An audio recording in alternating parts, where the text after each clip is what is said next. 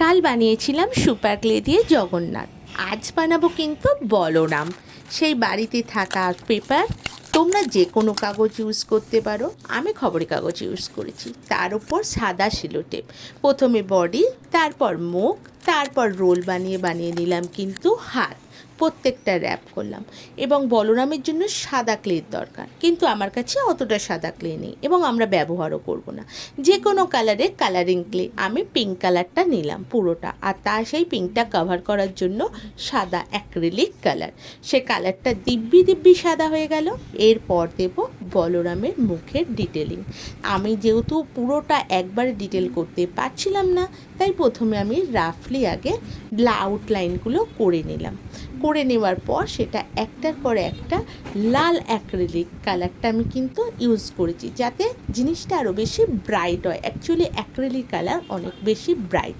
আর দেখো, তোমাদের সাথে কথা বলতে বলতে অলমোস্ট জগন্নাথের বলরামের মুখ কিন্তু কমপ্লিট করে ফেললাম।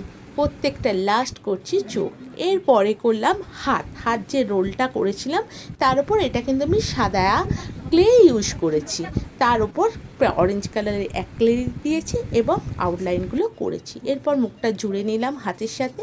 তারপর বডি যেটা বানিয়ে রেখেছিলাম তার উপর ক্লে দিয়ে আমি বডিটা করলাম। পরপর তার উপর কিন্তু একটু কালারিং অ্যাক্রিলিক কালার দিয়ে জাস্ট একটু ডিজাইন করে নেওয়ার চেষ্টা করলাম, যাতে সিম্পল। বডির সাথে মুখটা জুড়ে দিলাম। আর দেখো, এবার কিন্তু বলরামকে সাজিয়ে নিলাম। তোমাদের বলরাম কেমন লাগলো অতি অবশ্যই